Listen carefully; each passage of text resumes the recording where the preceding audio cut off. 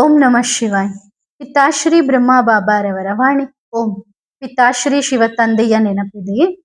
ಮುರಳಿಯ ದಿನಾಂಕ 23/7/2026. ಪ್ರಾತಃ class. Revise course 4/4/2020. ಓಂ ನಮಃ ಶಿವಾಯ್.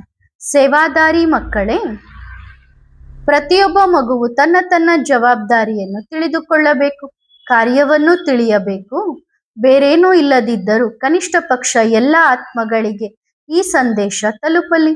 ಏನೆಂದರೆ, ಭಗವಂತನು ಧರೆಗೆ ಬಂದಾಗಿದೆ ಮತ್ತು ವಿಶ್ವ ಪರಿವರ್ತನೆಯ ಕಾರ್ಯವನ್ನು ಮಾಡುತ್ತಿದ್ದಾರೆ.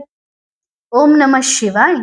ಸಮಯವು ಸಮೀಪದಲ್ಲಿದೆ ಮಕ್ಕಳೇ, ಅದು ಬಹಳ ವೇಗವಾಗಿ ಸಾಗುತ್ತಿದೆ. ಡ್ರಾಮಾ ವಂಡರ್ಫುಲ್ ಆಗಿದೆ, ಪಾತ್ರವೂ ವಂಡರ್ಫುಲ್ ಆಗಿದೆ. ತಂದೆಯಂತೂ ವಂಡರ್ಫುಲ್ ಆಗಿಯೇ ಇದ್ದಾರೆ, ಆದರೆ ತಂದೆಯ ಮಕ್ಕಳು ಕೂಡ ಏನಾಗಿದ್ದಾರೆ? ವಂಡರ್ಫುಲ್ ಆಗಿದ್ದಾರೆ. ಕೆಲವು ಮಕ್ಕಳು ಕೇಳುತ್ತಾರೆ, ಬಾಬಾ ಒಬ್ಬನೇ ರಾಧೆ, ಒಬ್ಬನೇ ಕೃಷ್ಣ ಏಕೆ? ಆಗ ತಂದೆಯು ಹೇಳಿದರು, ಬಹಳ ಉತ್ತಮ.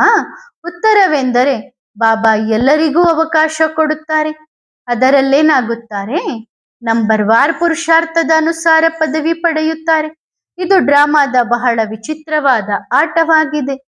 ಇಂತಹ ಡ್ರಾಮಾ ಬಹಳ ಅದ್ಭುತವಾಗಿ ನಡೆಯುತ್ತಿದೆ. ಪ್ರತಿಯೊಬ್ಬ ಮಗುವಿಗೂ ನಂಬರ್ ವಾರ್ ಪುರುಷಾರ್ಥದ ಅನುಸಾರ ಪದವಿ ಸಿಗುತ್ತದೆ.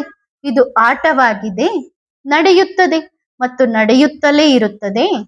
ಪ್ರತಿಯೊಬ್ಬ ಮಗುವಿಗೂ ವರ್ತಮಾನ ಸಮಯದಲ್ಲಿ ಬಾಬಾ ಅವಕಾಶ ಕೊಡುತ್ತಿದ್ದಾರೆ. ನೋಡಿ, ಅದ್ಭುತ ವಿಷಯವೇನೆಂದರೆ, ಯಾರೋ ಕೆಲವರು ಅವಕಾಶವನ್ನು ಸಫಲ ಮಾಡಿಕೊಳ್ಳುತ್ತಿದ್ದಾರೆ, ಇನ್ನು ಕೆಲವರು ಅವಕಾಶವನ್ನು ಕಳೆದುಕೊಳ್ಳುತ್ತಿದ್ದಾರೆ. ಗೊಂದಲಗಳಲ್ಲಿ ಸಿಲುಕಿಕೊಳ್ಳುತ್ತಿದ್ದಾರೆ, ಬಗೆಹರಿಸಿಕೊಳ್ಳುತ್ತಿಲ್ಲ. ಕೇವಲ ತಮ್ಮದೇ ಆದ ಇಚ್ಛೆಯಾದ ಒಂದು ಏರಿಯಾವನ್ನು, ಅಂದ್ರೆ ಇಷ್ಟೇ ನನ್ನ ಏರಿಯಾ ಅಂತ ಮಾಡಿಕೊಂಡಿದ್ದಾರೆ. ಅದರಲ್ಲೇ ಆಡುತ್ತಿದ್ದಾರೆ, ಕುಣಿಯುತ್ತಿದ್ದಾರೆ. ಇದೇ ಜಗತ್ತು ಎಂದು ಯೋಚಿಸುತ್ತಾರೆ. ಇದೇ ನನ್ನ ಸಂಸಾರ, ಇದರ ನಡುವೆಯೇ ನಾನು ಇರಬೇಕಾದವನು, ಇದರಲ್ಲಿಯೇ ಇರಬೇಕಾದವಳು ಎಂದು ಭಾವಿಸುತ್ತಾರೆ. ಪ್ರತಿಯೊಬ್ಬರು ಎಲ್ಲೆಲ್ಲಿ ಕುಳಿತಿದ್ದಾರೋ ಅಲ್ಲಿಯೇ ಇಷ್ಟೇ ಒಂದು ವಲಯವನ್ನು ಮಾಡಿಕೊಂಡಿದ್ದಾರೆ. ಆ ವಲಯದಲ್ಲೇ ಹಾರುತ್ತಿದ್ದಾರೆ, ಕುಣಿಯುತ್ತಿದ್ದಾರೆ.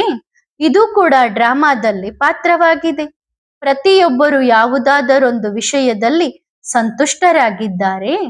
ಯಾರಿಗೋ ಏನೋ ಸಿಕ್ಕಿಬಿಟ್ಟಿತು, ಅಷ್ಟೇ ಸಾಕು, ಅವರಿಗೆ ಕೆಲಸ ಮುಗಿಯಿತು ಎಂದು ಅನಿಸುತ್ತದೆ. ಆದರೆ ತಂದೆ ಹೇಳಲು ಬಯಸುತ್ತಾರೆ, ಬಾಬಾ ಯಾವುದೋ ಒಂದು ಸ್ಥಾನವನ್ನು ಮಾಡಿ ಮಕ್ಕಳನ್ನು ಅದರಲ್ಲಿ ಕುಣಿಯಲು ಹೇಳುವುದಿಲ್ಲ. ಅವರು ಬೇಹದ್ದಿನ ತಂದೆಯಾಗಿದ್ದಾರೆ ಮತ್ತು ಮಕ್ಕಳು ಬೇಹದ್ದಿನ ಸೇವಾದಾರಿಗಳಾಗಿದ್ದಾರೆ.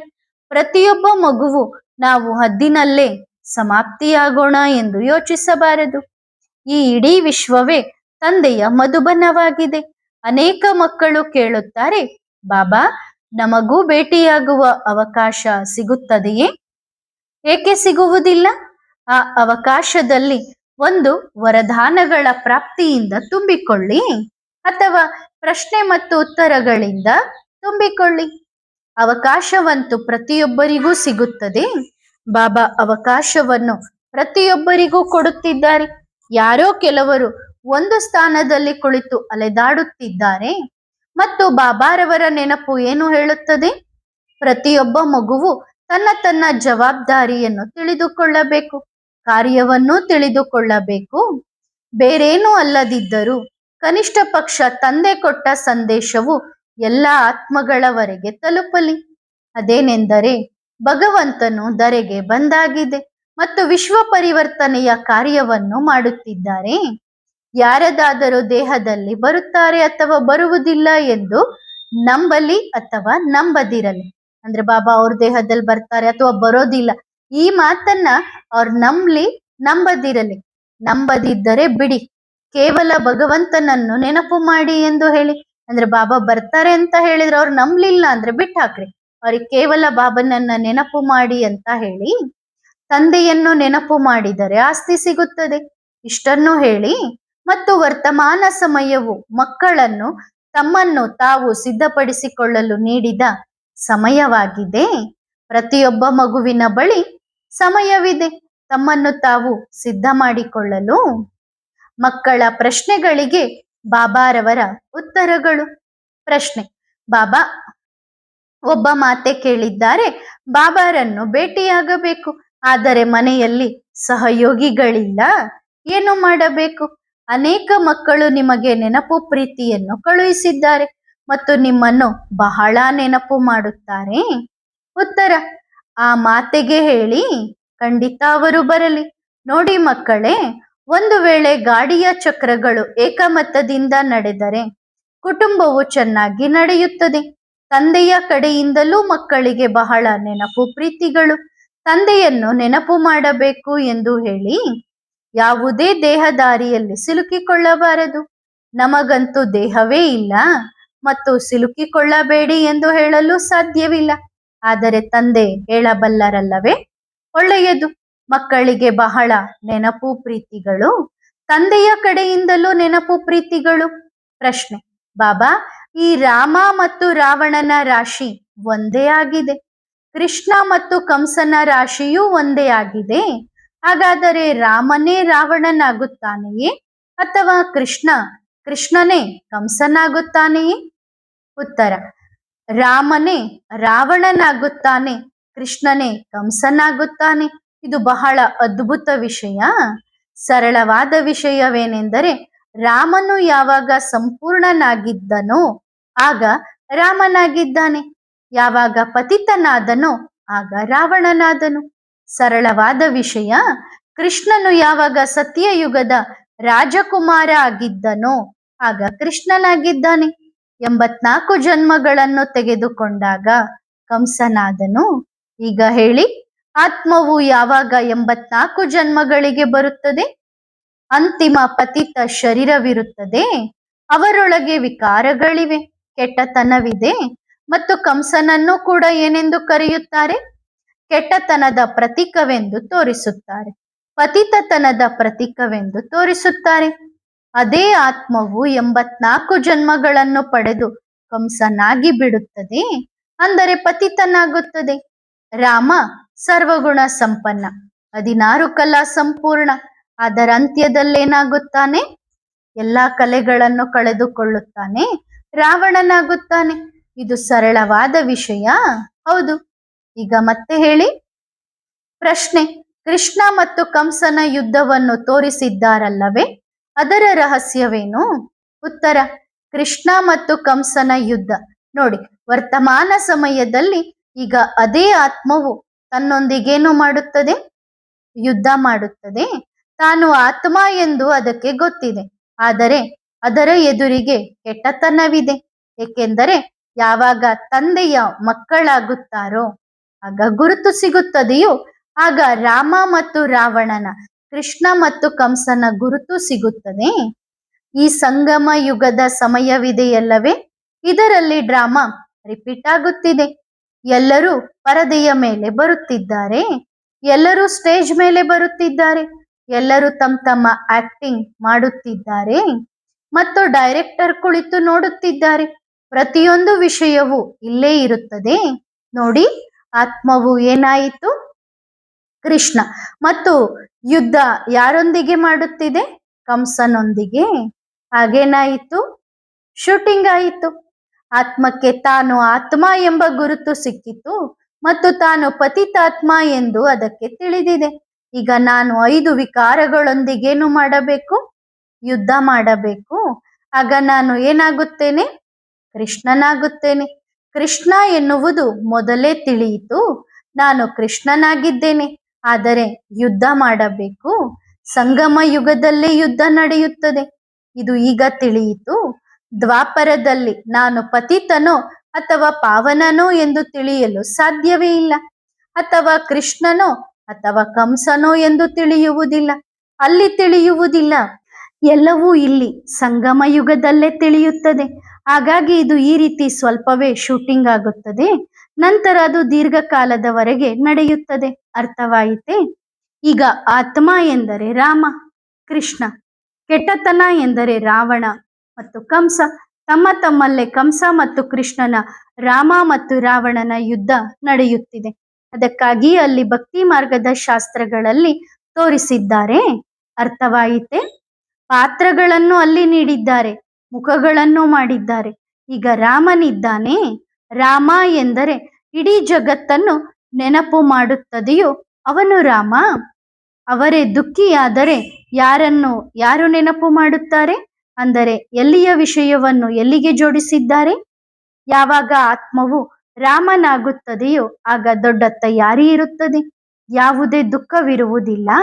ಆದರೆ ಜನ್ಮಗಳನ್ನು ಪಡೆದು ಅಂತಿಮ ಜನ್ಮಕ್ಕೆ ಬಂದಾಗ ರಾಮನಾಗಿ ಬಿಡುತ್ತದೆ. ರಾವಣನ ಪ್ರತೀಕವು ಕೆಟ್ಟತನದ ಪ್ರತೀಕವಾಗಿದೆ. ಅರ್ಥವಾಯಿತೆ? ಪ್ರಶ್ನೆ: ನಿಮ್ಮ ಬ್ರಹ್ಮ ಬಾಬಾ ಸಂಪೂರ್ಣ ಶರೀರವು ವತನದಲ್ಲಿ ಕಾಣಿಸುವಂತೆ, ಅಂದ್ರೆ ಬ್ರಹ್ಮ ಬಾಬನ ಸಂಪೂರ್ಣ ಶರೀರ ವತನದಲ್ಲಿ ಕಾಣಿಸುವಂತೆ ಎಲ್ಲಾ ಬ್ರಾಹ್ಮಣರ ಸಂಪೂರ್ಣ ಶರೀರವು ವತನದಲ್ಲಿದೆಯೇ? ಉತ್ತರ: ಖಂಡಿತ ಇಲ್ಲ. ಆತ್ಮಗಳೆಲ್ಲವೂ ತಮ್ಮ ತಮ್ಮ ಸೂಕ್ಷ್ಮ ಶರೀರವನ್ನು ಜೊತೆಯಲ್ಲಿಟ್ಟುಕೊಂಡು ಇಲ್ಲಿ ಸುತ್ತುತ್ತವೆ. ಸಂಪೂರ್ಣ ಶರೀರ ಎಂದರೇನು? ಬ್ರಹ್ಮ, ವಿಷ್ಣು ಮತ್ತು ಶಂಕರ ಈ ಮೂರೂ ದೇವತೆಗಳ ರಚನೆಯಾಗಿದೆ. ಮತ್ತು ಗಾಯನವೂ ಇದೆ, ಅವರದ್ದೇ ಸಂಪೂರ್ಣ ಶರೀರವಿದೆ, ಅಂದರೆ ಸೂಕ್ಷ್ಮ ಶರೀರವಿದೆ. ಎಷ್ಟು ಆತ್ಮಗಳಿವೆಯೋ ಎಲ್ಲರದ್ದೂ ಅಲ್ಲಿ ಸಂಪೂರ್ಣ ಸೂಕ್ಷ್ಮ ಶರೀರವಿದೆ ಎಂದು ಹೇಳಲು ಸಾಧ್ಯವಿಲ್ಲ. ಇಲ್ಲ, ಒಂದು ವೇಳೆ ಎಲ್ಲರ ಸಂಪೂರ್ಣ ಶರೀರವು ವತನದಲ್ಲಿದ್ದರೆ ಗಾಯನವೂ ಎಲ್ಲರದ್ದೂ ಇರುತ್ತಿತ್ತು. ಹಾಗೇಕಿಲ್ಲ?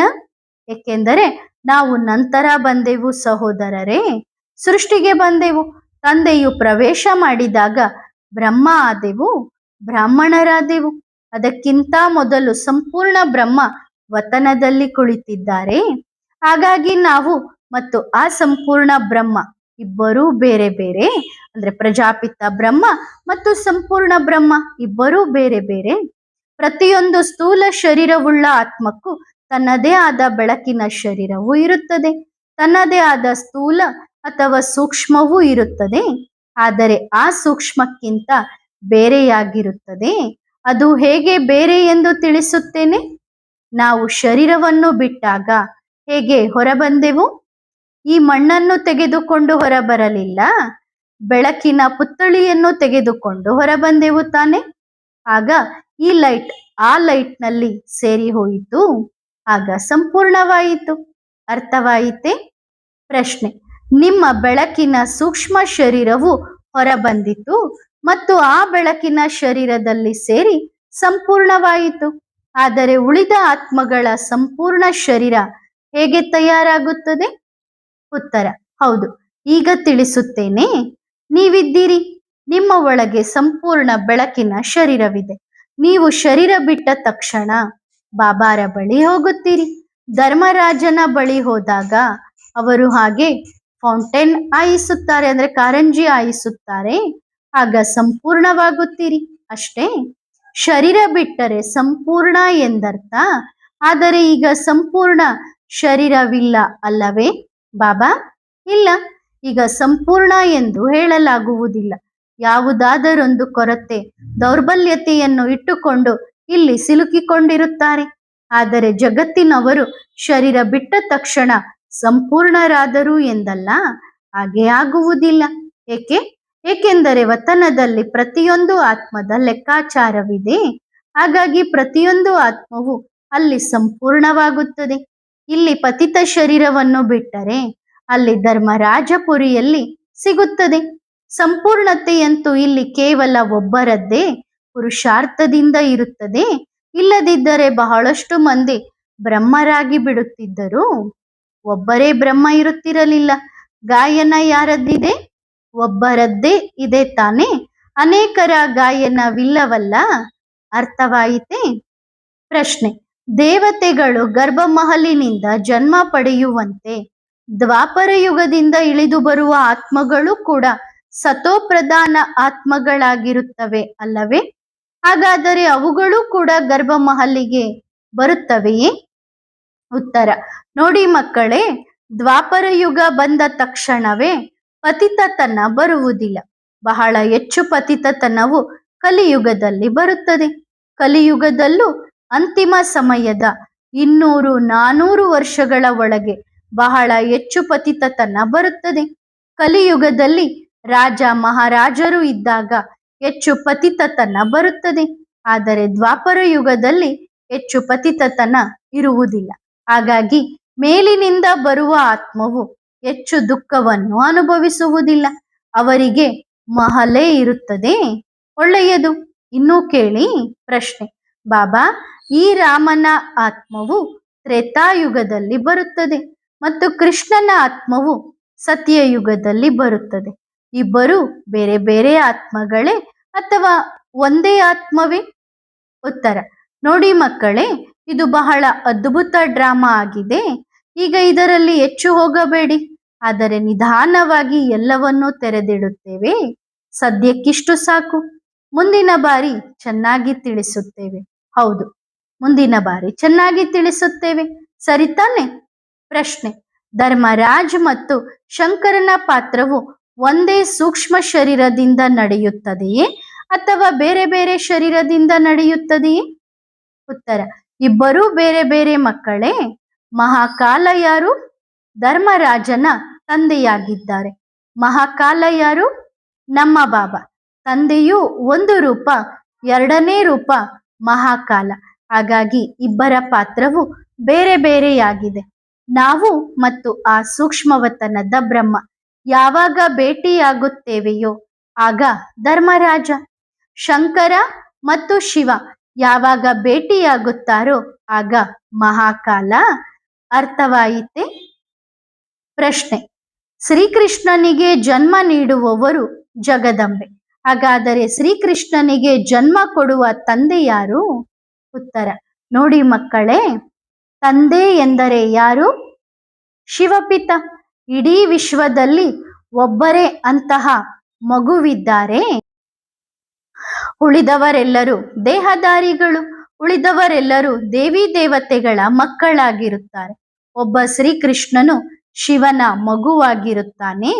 ಅರ್ಥವಾಯಿತೆ? ಕೃಷ್ಣನು ಡೈರೆಕ್ಟ್ ಪರಮಾತ್ಮನ ಸಂತಾನವಾಗಿದ್ದಾನೆ. ಅದಕ್ಕಾಗಿಯೇ ಗಾಯನವಿದೆ. ಏನೆಂದರೆ ಶ್ರೀಕೃಷ್ಣನಿಗೆ ನೆಕ್ಸ್ಟ್ ಟು ಗಾಡ್ ಎಂದು. ಏಕೆಂದರೆ ಅವನು ಪರಮಾತ್ಮನ ಸಂತಾನವಾಗಿದ್ದಾನೆ. ಉಳಿದವರೆಲ್ಲರೂ ದೇವಿ ದೇವತೆಗಳ ಸಂತಾನ. ಅರ್ಥವಾಯಿತೆ?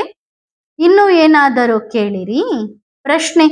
ಲಾಸ್ಟ್ ಕ್ಲಾಸ್ನಲ್ಲಿ ಗುಲ್ಜಾರ್ ದಾದಿಯವರ ತನುವಿನಲ್ಲಿ ಶಿವಬಾಬಾ ಬರುತ್ತಿದ್ದಾಗ ದಾದಿಯವರದ್ದೇ ನ್ಯಾಚುರಲ್ ಧ್ವನಿ ಇರುತ್ತಿತ್ತು ಅಥವಾ ಆ ಅವ್ಯಕ್ತ ಧ್ವನಿ ಇರುತ್ತಿರಲಿಲ್ಲ. ಏಕೆ? ಉತ್ತರ.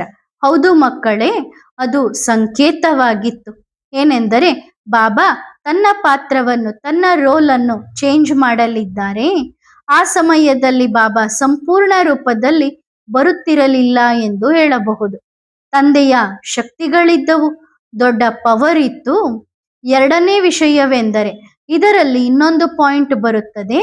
ಏನೆಂದರೆ ದೀರ್ಘಕಾಲದವರೆಗೆ ಬಾಬಾ ಬರುತ್ತಾ ಬರುತ್ತಾ ಒಂದು ವಾದ್ಯವನ್ನು ನುಡಿಸಿದರೆ ನಿಧಾನವಾಗಿ ಇಬ್ಬರು ಆತ್ಮಗಳ ಧ್ವನಿ, ಪರಮಾತ್ಮನ ಮತ್ತು ಆತ್ಮನ ಧ್ವನಿ ಒಂದೇ ಆಗುತ್ತದೆ. ಏಕೆಂದರೆ ದೀರ್ಘಕಾಲದಿಂದ ಆ ವಾದ್ಯವನ್ನು ನುಡಿಸಿದ್ದರಿಂದ ನಿಧಾನವಾಗಿ ಅದೇ ಧ್ವನಿ ಹೊರಬರತೊಡಗುತ್ತದೆ ಮತ್ತು ಅದು ಕೊನೆಯ ಸಂಕೇತವಾಗಿತ್ತು. ಏನೆಂದರೆ ಈಗ ಬಾಬಾ ಮಾತು ನಿಲ್ಲಿಸಲಿದ್ದಾರೆ. ಅದಕ್ಕಾಗಿ ಅರ್ಥವಾಯಿತೆ? ಹೌದು, ಅರ್ಥವಾಯಿತು. ಸಂಪೂರ್ಣ ಸ್ಪಷ್ಟವಾಯಿತು. ಪ್ರಶ್ನೆ. ಬಾಬಾ ಸಾಕಾರದಲ್ಲಿ ಬಂದಾಗ ಎಷ್ಟು ಆತ್ಮಗಳು ಬಾಬಾರನ್ನು ಭೇಟಿಯಾಗುತ್ತವೆ? ವಿಶ್ವದ ಎಲ್ಲ ಆತ್ಮಗಳೇ? ಕೇವಲ 9 ಲಕ್ಷವೇ? 16,108 ಅಥವಾ ಕೇವಲ 108? ಉತ್ತರ. ಯಾವಾಗ? ಈಗಿನ ರೋಲ್ನಲ್ಲಿ, ಅಂದ್ರೆ ಈಗಿನ ಪಾತ್ರದಲ್ಲಿ, ವರ್ತಮಾನ ಸಮಯದಲ್ಲಿ ಯಾವ ಬಾಬಾರೊಂದಿಗೆ? ಬಾಪ್ ದಾದಾರೊಂದಿಗೆ. ಇಲ್ಲ, ಒಬ್ಬರ ಬಗ್ಗೆ ಕೇಳಿದೆವು, ನಿಮ್ಮೊಂದಿಗೆ. ನಮ್ಮೊಂದಿಗೆ ಎಂದರೆ ಸಹೋದರರೇ, ಎಲ್ಲರೂ ಎಂದು ಹೇಳಲಾಗುವುದಿಲ್ಲ. ಎಲ್ಲರ ಪಾತ್ರವಿಲ್ಲ. ಆ 33 ಕೋಟಿ ಜನರಿದ್ದಾರಲ್ಲವೇ, ಅವರ ಮೇಲೆ ಶಿವ ಬಾಬಾರವರ ದೃಷ್ಟಿ ಬೀಳುತ್ತದೆ. ಹೌದು, ಸತ್ಯಯುಗದವರಿದ್ದಾರಲ್ಲವೇ, ಅವರು ನಿಧಾನವಾಗಿ ಮೆಜಾರಿಟಿ ನಮ್ಮನ್ನು ಭೇಟಿಯಾಗುತ್ತಾರೆ. ಏಕೆಂದರೆ ರಾಜ್ಯವಿದೆಯಲ್ಲವೇ, ರಾಜ್ಯಭಾರ ಮಾಡಬೇಕಲ್ಲವೇ, ಹಾಗಾಗಿ ತಯಾರಾದವರಂತೂ ಭೇಟಿಯಾಗಲೇಬೇಕು. ಈಗ ಯಾರು ತಯಾರಾಗಿದ್ದಾರೋ, ಯಾರು ಭೇಟಿಯಾಗಿದ್ದಾರೋ ಅವರೇ ಮತ್ತೆ ಭೇಟಿಯಾಗುತ್ತಾರೆ ಎಂದು ಯೋಚಿಸಬೇಡಿ. ಅದರಲ್ಲಿ ಎಲ್ಲರೂ ಮಿಕ್ಸ್ ಆಗಿ ಬರುತ್ತಾರೆ. ಸರಿ ತಾನೇ ಮಕ್ಕಳೇ? ಒಳ್ಳೆಯದು. ಆತ್ಮಿಕ ಮಕ್ಕಳು ಆತ್ಮಿಕ ತಂದೆಗೆ ಮಾಡುವ ನೆನಪು, ಪ್ರೀತಿ ಮತ್ತು ನಮಸ್ತೆ. ಧನ್ಯವಾದ ಬಾಬಾ. ಶುಕ್ರಿಯ. ವರದಾನ: ವ್ಯರ್ಥ ಸಂಕಲ್ಪದಿಂದ ಮುಕ್ತ ಭವ. ಶುದ್ಧ ಸಂಕಲ್ಪದ ಸ್ಟಾಕ್ ಇದ್ದರೆ ವ್ಯರ್ಥ ಸಂಕಲ್ಪಗಳು ಮುಕ್ತಾಯವಾಗುತ್ತವೆ. ಪ್ರತಿದಿನ ಯಾವ ಜ್ಞಾನವನ್ನು ಕೇಳುತ್ತೀರೋ ಅದರಲ್ಲಿ ಯಾವುದಾದರೊಂದು ವಿಷಯದ ಮೇಲೆ ಮನನ ಮಾಡುತ್ತೀರಿ. ವ್ಯರ್ಥ ಸಂಕಲ್ಪಗಳು ನಡೆಯುತ್ತಿವೆ ಎಂದರೆ ಮನನ ಶಕ್ತಿಯ ಕೊರತೆ ಇದೆ ಎಂದರ್ಥ. ಮನನ ಮಾಡುವುದನ್ನು ಕಲಿಯಿರಿ. ಒಂದೇ ಶಬ್ದವನ್ನು ತೆಗೆದುಕೊಂಡು ಅದರ ಗುಹ್ಯತೆಗೆ ಹೋಗಿ ಪ್ರತಿದಿನ ಮನನ ಮಾಡಿದರೆ ವ್ಯರ್ಥ ಸಂಕಲ್ಪಗಳು ಸಮಾಪ್ತಿಯಾಗುತ್ತವೆ. ಒಳ್ಳೆಯದು. ಓಂ ನಮಃ ಶಿವಾಯ.